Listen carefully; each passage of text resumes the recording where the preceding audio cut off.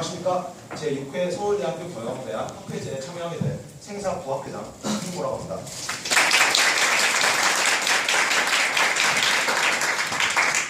먼저 저희가 시작하기 전에 저희가 첫 순서이고 또 저희 생사학회는 일단 경영대 학회제에 참여하게 되어 먼저 매우 큰 영광이고 또 이러한 지식의 장을 조직하고 기획하는 경영대 학생회 그리고 또 바쁜 시간을 쪼개셔서 여기에 참석해주신 심사위원분들께 감사의 말씀을 드리고 싶습니다. 저희 발표의 주제는 여기 PPT에서 볼 수 있으신 것처럼 O2O의 사례인 카카오 택시의 성공 요인과 미래 전망 연구입니다. 사실 이 주제는 저희가 제출한 컴페이퍼의 주제와는 다르다는 것을 미리 말씀드리고 싶습니다. 저희가 사전에 제출한 컴페이퍼의 주제는 저희가 성급하게 기한을 맞추고자 조합을 주제여서 외부의 피드백과 또 학회에 대해 자성의 목소리를 반영하여 새로운 주제로 다시 접근하게 되었습니다. 이러한 점 반대하게 이해해 주시길 바라며 이제 저희 학회 발표를 시작하도록 하겠습니다.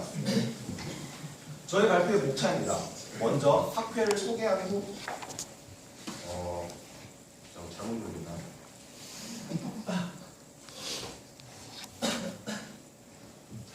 먼저 학회를 소개한 후 O2O에 대한 간략한 설명을 하겠습니다. 저는 본론에서 택시 업계의 현황에 대해 거기까지 설명을 드리고 그 이후부터는 저희 학회 학회장인 황준 군이 두 번째 발표자로 나서겠습니다. 먼저 저희 생사학회는 무엇을 한 학회인지 소개해 드리도록 하겠습니다. 경영대 한빛반에서는 무려 학회가 3개가 있는데 그중 생사학회는 가장 학구적인 동시에 가장 활발합니다. 생사는 경영 전략 세미나를 격주로 열어 학회원들 간의 의견 교류와 집단 지성적인 협력을 추구합니다. 더불어 국적인은 개각 파티와 종각 파티와 빈번한 점심 저녁 모임으로 한빛반 내에서 가장 친목이 뛰어나기로 유명합니다. 근데 이런 생사 자랑보다 실제로 여러분이 궁금하신 것은 생사란 이름이 왜 이름이 생사인가가 궁금하실 것이라고 저는 예상합니다. 되게 깊게 얽힌 이야기가 있는데요. 중세시대에서는 만물의 생과 사의 문제가 되게 운명적이고 필연적인 대자연에 의해서 움직이고 또 영적인 메커니즘에 의해서 움직이는 일로 여겨졌습니다. 하지만 현대에 접어들어서는 이게 왜 이렇게 자동으로 될지 모르겠지만 현대에 접어들어서는 기업 또는 비즈니스가 우리의 일상생활에 미치는 영향의 범위가 현저하게 넓어졌습니다. 그리고 또한 비즈니스 세계는 우리가 상상하는 것보다 훨씬 빠른 속도로 다변화하고 있습니다. 즉 이런 면에서 기업의 생사는 인간의 생사와 맞먹는 중요성을 지니게 되었습니다. 그런데 비즈니스 세계에서의 생사는 인간의 생사와 달리 전혀 운명적이지도 필연적이지도 고정적이지도 않습니다. 매우 빈번하게 발생하며 인간의 힘에 의해 결정되는데요. 그 인간의 힘이란 곧 다변화된 비즈니스 세계에서 기업의 흥망성쇠를 결정하는 각 기업의 서로 다른 기업 전략이라고 저는 생각합니다. 저희 생사학회는 따라서 기업의 가장 중요한 자산이라고 할 수 있는 기업 전략에 대해 탐구하고 그 일환으로 각 기업이 가지고 있는 고유한 기업 전략을 분석, 비교, 대조하며 현 사회에서 가장 적합한 기업 전략이 무엇인지 탐구합니다. 이것이 저희 생사학회의 가장 기본적인 기조이며 또 가장 중요한 정체성이라고 저희는 생각합니다. 네, 이상으로 학회 소개를 마치겠고요. 이제 서론으로 바로 넘어가도록 하겠습니다. 네, 지금 이게 저희 발표 주제에서 이 지금 주제에서 일반인들에게는 되게 생소하게 느껴질 수 있는 그리고 나야도나가 제대로 반응하지 못하신 단어가 있습니다. 바로 이 O2O라는 단어인데요. 최근 들어 매우 각광받는 단어입니다. 이건 과연 무엇일까요? 물론 이 방에는 지금 O2O에 대한 이게 왜 자동으로 넘어간지 저는 사실 잘 모르겠어요. 물론 이 방에는 지금 O2O에 대한 전문가들이 넘쳐나겠지만 그래도 한번 빠르게 O2O가 무엇인지 짚고 넘어가도록 하겠습니다. 아까 의견장에 스포일러가 떴는데 O2O란 말 그대로 온라인 투 오프라인의 약자입니다.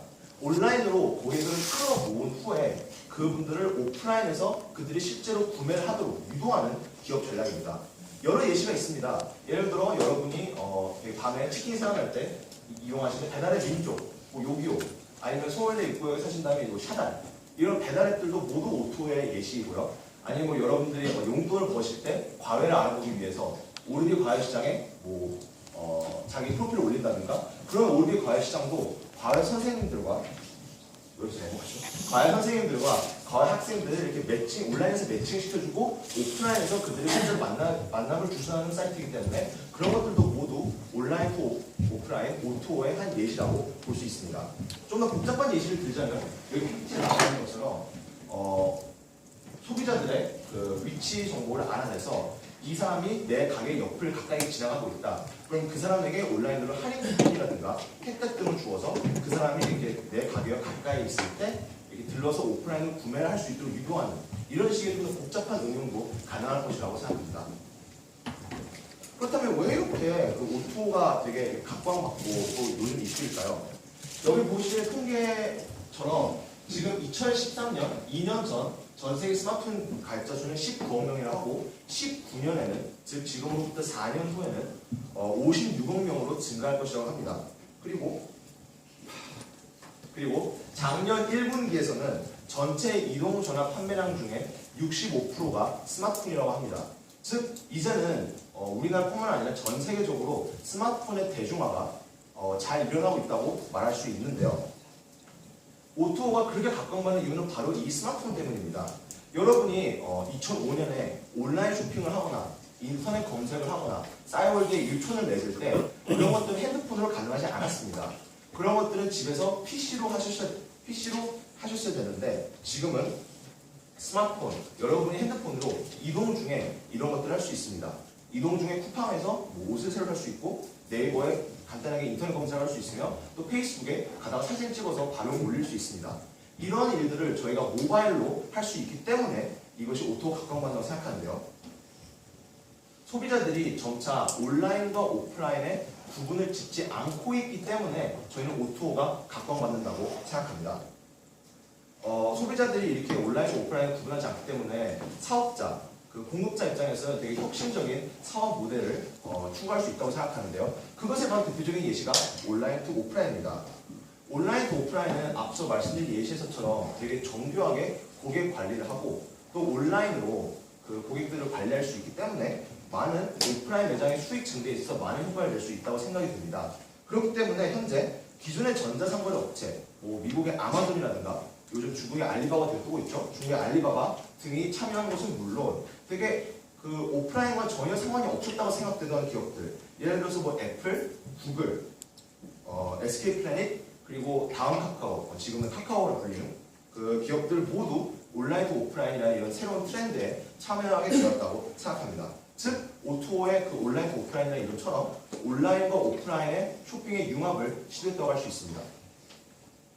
예를 들어서 다음 카카오도 지금 최근에 카카오 택시를 런칭하기에 앞서서 김기사라는 내비게이션 어플을 합병했는데 이것은 곧 카카오톡이 다음 카카오를 합병하고 나서 오토에 집중적으로 투자하고 있다는 것을 보입니다. 특히 이것도 저희가 이제 뒤에 얘기할 카카오 택시처럼 내비게이션, 교통 서비스에 대한 오토가 되게 중요하고 되게 아직 저희가 개척하지 않은 블루오션이기 때문에 전략적으로 투자했다고 생각합니다.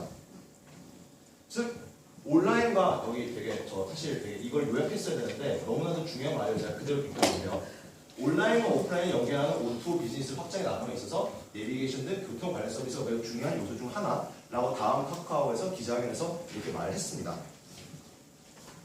자, 그럼 이제 서론은 끝났고요. 이제 여러분 대충 오토가 어떤 원리로 작동되는 서비스인지 좀 이해하셨으리라 믿고 이제 본론으로 넘어가도록 하겠습니다. 저희는 카카오 택시에 집중적으로 조사를 해보았는데요. 가장 많은 기업들이 먼저 오토에 발을 들이고 싶을 때 가장 먼저 포석을 쌓고 싶은, 가장 먼저 이렇게 발을 들이고 싶은 곳이 바로 택시 업계라고 합니다. 여기 볼 수 있듯이 카카오 택시는 이제 저희가 너무 잘 알아서 여기 안 넣었는데요.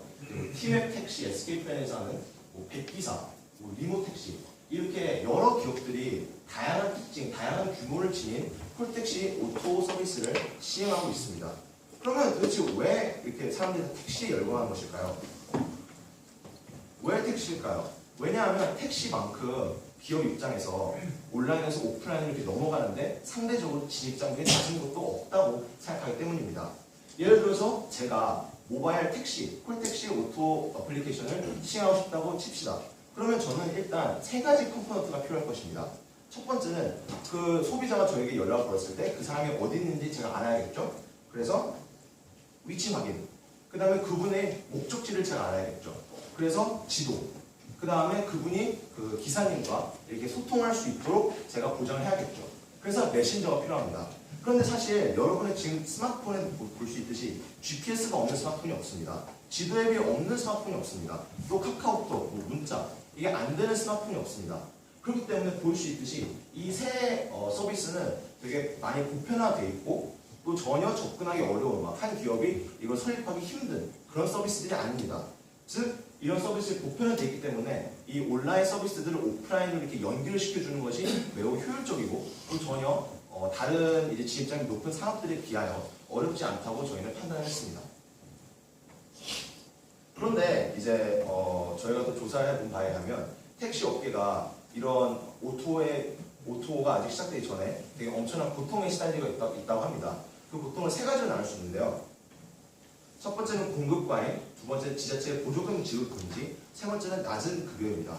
일단 공급 과잉.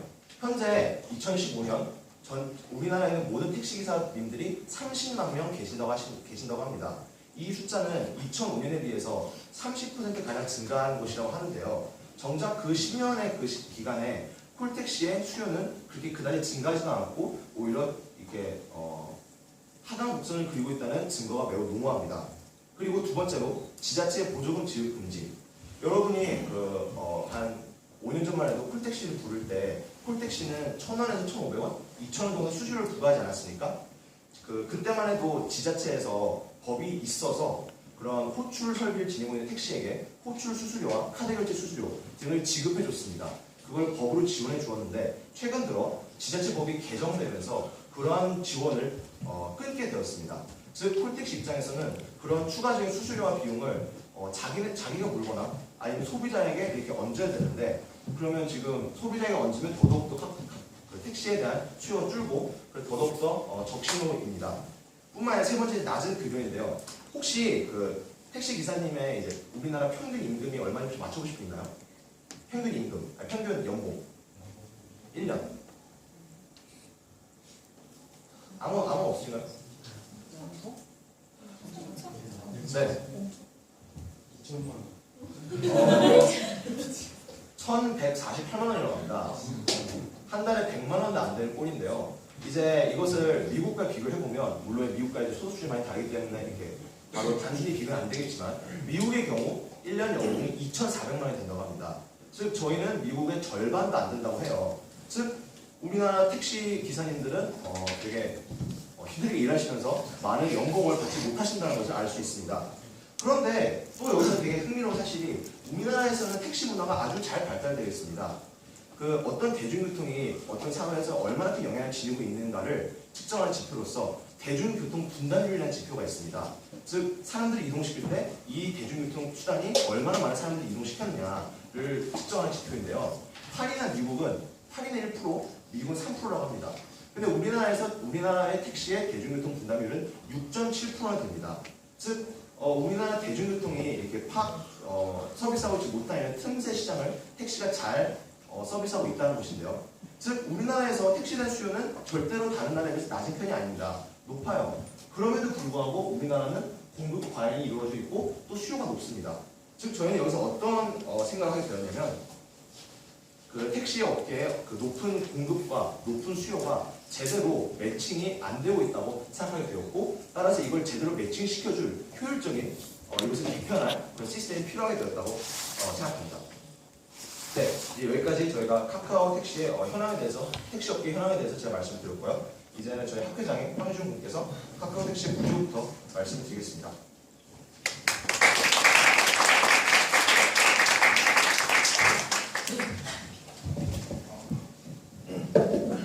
네, 안녕하세요. 생사학회 두 번째 발표자인 학회장 황지훈입니다. 잘 부탁드립니다. 우선 카카오 택시는 여타 국내외의 다른 택시 앱 서비스와 비슷한 운영 방식을 가지고 있습니다. 우선 소비자가 호출 정보를 전송하면 가장 가까운 위치에 있는 빈택시의 그 정보가 날아가고 그 빈택시들 중 가장 먼저 OK 사인을 보낸 택시에게 택시와 이제 소비자가 연결되는 시스템입니다. 이러한 방식은 기존 콜택시와는 큰 차이가 없는데요. 택시 기사들은 대체로 카카오 택시에 좀 더 만족하고 있다고 합니다. 일단 카카오 택시를 이용함으로써 승객을 태우는 것이 좀 더 수월해졌다고 합니다.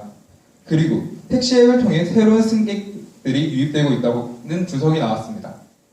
20대에서 30대들, 위험 때문에 택시를 잘 꺼려하던 여성들이 카카오 택시를 통해 이제 안전 기가 서비스 및 택시 기사 정보를 확보할 수 있으므로 택시를 이용한 경우가 늘었다는 것인데요. 그리고 또한 기존의 콜비와 다른 수수료가 없다는 점, 이 점 때문에 지금 호응을 받고 있습니다. 택시 기사들뿐만 아니라 택시를 자주 이용하는 승객들 또한 기존 콜택시 서비스에 비해 카카오톡 서비스가 훨씬 더 편리하다고 하는데요. 일단 기존에 비해 이용 방법이 쉽고 기다리는 시간이 줄어들었다고 합니다. 과거 도심지나 승객들이 몰리는 경우, 이제 또 택시가 없는 경우는 근처에 전화를 하더라도 5분에서 10분 정도의 매칭 시간이 필요했고 그마저도 통화 기사들과 연락이 잘 안 되는 경우가 많았습니다.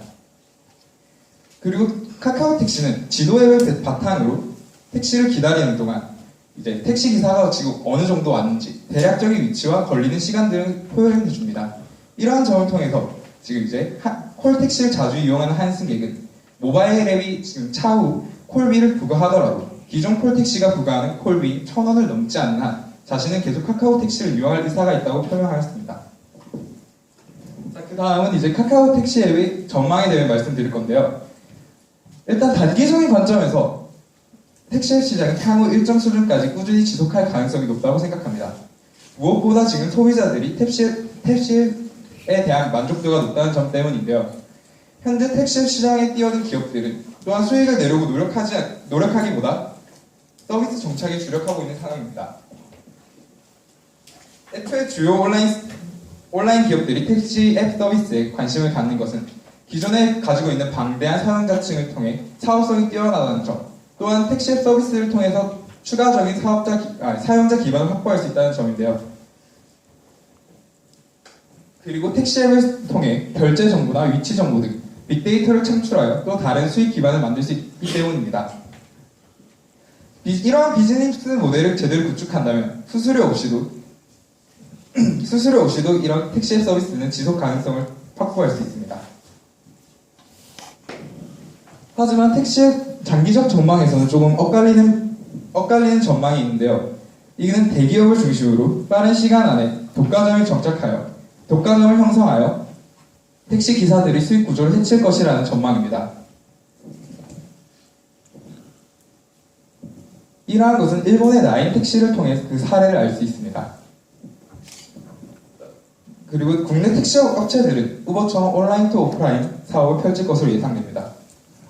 업계 관계자에 따르면 모바일 택시 업체들은 목적이 온 투 오프라며 핀테크를 비롯해 다양한 사업을 모바일 택시와 연동하여 다양한 사업으로 진출할 수 있을 것이라고 전망했습니다. 그리고 온라인 투 오프는 사용자와 상대하는 단방향 서비스가 아니라 사용자 가치를 최우선에 두더라도 동시에 판매자의 요구 또한 충족시킬 수 있는 서비스, 비즈니스 구조를 만드는 게 가장 중요하다고 말했습니다. 이런 택시 앱을 통해 택시에 대한 신뢰도 향상에 따른 승객의 추가로 수익성 개선, 그리고 운전기사 평가 제도에 따른 불친절 문제 개선 등 현행 택시업계가 안고 있는 문제를 해결하는 데 카카오 택시 등 택시 앱 서비스가 어느 정도 역할을 할 수 있을 것으로 보입니다. 정부나 택시업계가 얘기하는 현행 택시 산업 문제 해법에 어느 정도 기여한다라고 할 수 있죠. 이러한 점에서 볼 때 택시 앱 서비스는 모든 영역의 모바일 기술 정보 등 기존 산업 서비스에 대한 만족도를 높이고 새로운 매출 기회를 잡을 수 있도록 하는 온라인 투 오프라인의 대표 사례라고 생각합니다. 다음은 결론에 대해 말씀드리겠습니다. 저희는 택시 앱 시장이 계속해서 파이가 커질 것이라고 보고 있습니다. 택시 기사라는 공급자와 승객이라는 소비자가 서로 윈윈하고 상호 만족하고 있는 서비스를 구축하였고요. 그리고 지금 참여하고 있는 기업들 또한 일반 다른 시장과 다르게 대기업의 참여에 대해서도 모바일 택시 서비스의 인지도를 높이는 요인이라는 점에서 견제하기보다 동방성장의 요인을 낮추고 있습니다. 이러한 점을 볼 때 택시 앱 서비스는 모든 영역에 죄송합니다. 택시 앱 서비스는 온라인 투 오프의 기본 목적과 부합한다고 생각하는데요. 아까 그 장기적인 관점에서 봤을 때 저희가 우려하는 바는 대기업을 중심으로 빠른 시간 안에 독과점을 형성하고 강력한 자본의 힘과 마케팅으로 이제 시장을 해칠 수 있다는 점입니다. 네이버 같은 경우는 일본에서 라인 택시를 출시하였는데 강력한 자본의 힘으로 순식간에 시장에서 우위를 점하여 독과점 시장을 형성하였습니다. 지금 카카오 택시는 카카오톡이 1억 7천만 가입자를 등에 업고 선발 주자들을 다 따라잡고 모바일 택시 산업이 크게 성장하는 데 기여하는데요. 이러한 거대 자본을 통한 독과점은 소수 기업이 시장 가격을 쥐고 흔드는 횡포를 낳을 수 있다는 우려를 낳습니다. 저희 생사학회는 다한 카카오가 위와 같은 부정적 현상이 빠지지 않고 카카오 택시라는 온라인 투 오프라인 서비스를 기반으로 긍정적인 효과를 낳아 다양한 산업을 일으켜 진정한 창조 경제를 만들어 나가기를 기대합니다. 이상 발표를 마치고 감사합니다.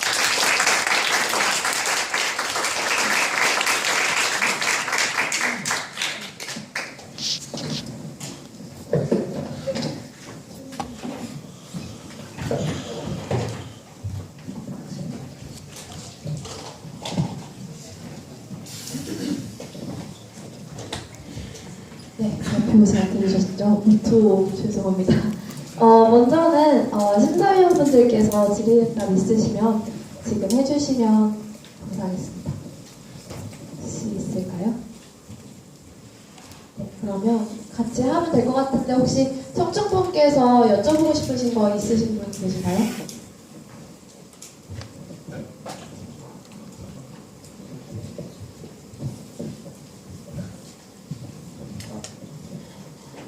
저 아까 그 카카오 택시 같은 옥소 시스템에 장기적인 우려가 되는 게 대기업의 독과점이라고 하셨는데 저게 오히려 지금 콜택시 지금 현재 전화로 이루어지는 콜택시 사업을 오히려 다른 형태로 이제 오히려 그것을 빼앗아가는 그게 아닌가 저는 그렇게 생각을 했는데 거기에 대해서 혹시 어떻게 생각하시는지.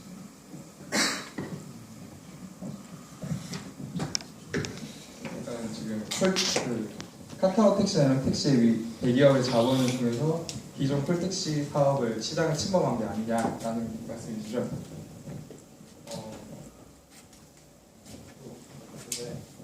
저희가 대기업 독과점 얘기가 나온 거는 저희가 일본에서 착안을 한 건데 일본에서는 저희는 이제 카카오 택시가 제일 크고 제일 사람들이 잘 알고 있는 서비스라면 일본에서는 라인 택시가 엄청난 독점력을 확보하고 있대요. 근데 저기 하고님께서 말씀하신 것처럼 지금의 여러 소수 사업자들이 약간 흩어져 있는 거를 이렇게 독과점으로 이어지면 좀 더 나은 사업 구조가 아니냐고 말씀하신 거죠. 그러니까 좀 다른 사업 구조가 될 수 있다는 것을. 질문이 뭐인지 좀 명확하게 말씀해 주시면 안 될까요? 그러니까 그게 아니라 그 아까 저 장기적 전망의 우려가 이제 저게 독과점을 하게 되면서 이제 좀 안 좋아질 수 있다 그런 방향으로 말씀하신 것 같은데 네. 오히려 지금 저 카카오 택시와 같은 그 앱들이 기존의 콜택시 사업을 진짜 침범하고 있다. 제 말은 그 말이었고 점점 파이가 커질 것이라고 예상하셨는데 지금 거기에 대한 문제는 어떻게 될 것인가 저는 궁금해요. 네, 근데 지금 같은 경우는 그 하원님께서 말씀하셨지만 원래 기존에 있던 기존에 있던 업체들이 이렇게 침범하고 있는 구조잖아요. 근데 이것이 계속되다 보면은 카카오 택시든 이게 어떤 업체가 되든 그 업체가 독점력을 가지게 될 결과를 저희가 우려하는 거예요. 지금은 전혀 그렇지 않지만 만약 그런 결과가 생기게 된다면 지금은 전혀 수주료를 받지 않지만 그때는 이제 뭐 너무나 당연한 얘기잖아요. 독점 기업이 횡포를 부린다. 이런 식의 상황이 나타날 수 있다는 점을 저희가 우려를 한 거예요. 네, 지금은 물론 그런 독점력은 전혀 나타나고 있지 않지만 일본에서는 이제 라인 택시라는 게 독점력을 지니고 있는데 지금 저희는 수수료 없이 그냥 서비스를 이용하지만 거기서는 되게 라인 택시로 인한 뭐 수수료를 좀 높게 받고 여러 가지 부작용이 많이 나타나고 있다고 합니다. 그래서 그것에서 착안을 해서 저희가 말씀드린 거예요. 네. 네, 별님 질문 감사합니다. 혹시 시간이 조금 촉박해서 질문 하나 정도만 더 받을 것 같은데 있으신가요?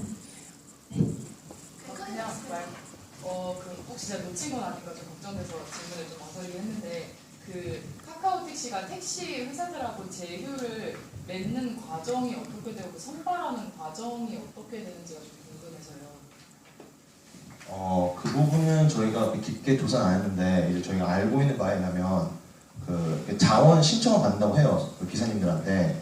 그래서 기사님들한테 이렇게 공지를 돌려서 카카오 택시 이런 걸 하고 있는데 거기에 참여하고 싶은 사람은 해라. 그러니까 되게 막 뭐 애초에 그 지금의 카카오 택시는 이제 추후에 어떻게 될지 모르겠지만 페이스북처럼 완전히 무료고 만약 뭐 수수료가 오가는 그런 것이 없기 때문에 지금은 되게 하우님께서 말씀한 것처럼 뭐 계약을 작성한다든가 물론 협정 같은 건 있지만 애초에 그런 금전적인 내용에 대한 계약은 별로 중요한 건 없는 걸로 알고 있습니다. 추가적으로 덧붙이자면 일단 아까 중고하고가 말씀드린 것처럼 이제 자발적인 택시 기사들이 이제 계약을 맺는 그런 경우도 있고요. 카카오 택시 같은 경우 이제 서울특별시 택시 운송사업조합, 전국택시 운송사업조합위원회 이런 다양한 노동조합 연맹 등과 업무 협약을 체결하여 이제 공급자를 우군으로 만들었고요. 그래서 한 달 만에 회원 기사가 6만 명을 넘을 정도로 다양 이제 그 택시 기사 풀을 형성한 것으로 알고 있습니다.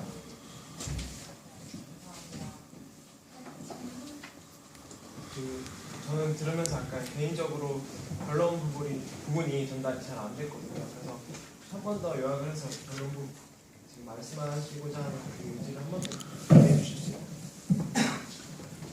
저희가 이제 본론이 솔직히 본론에 대한 이제 중복적인 발언이 많이 돼서 전달이 조금 잘 안 됐다는 점 죄송스럽고요. 그래서 마지막으로 한 번 더 요약해 드리자면 앞으로 이제 저희가 온라인 또 오프라인 이제 계속 커져가는 시장이고 이 시장 속에서 이제 택시 앱 시장이 계속해서 커질 것인데 물론 이런 택시 앱 서비스가 커져가면서 다양 이제 원래 갖고 있던 우리가 보편적으로 사용하는 택시 업체들이 불편함을 해소해 준다는 점은 긍정적이다. 하지만 이제 이런 게 이제 대기업의 자본 등을 힘에 얻고 지금은 수수료를 없이 하지만 나중에 독과점을 한 다음에 수수료를 올릴 수 있는 횡포 이런 부정적인 영향도 물론 있다. 하지만 우리는 다음 카카오가 앞으로 더 이제 이런 부정적인 현상에 빠지지 않고 지금 성장해가는 온라인 또 오프라인 서비스를 기반으로 다양한 사업을 일으켜 진정한 창조 경제를 만들어 나가기를 기대한다. 이 정도로 요약할 수 있을 것 같습니다. 네, 감사합니다.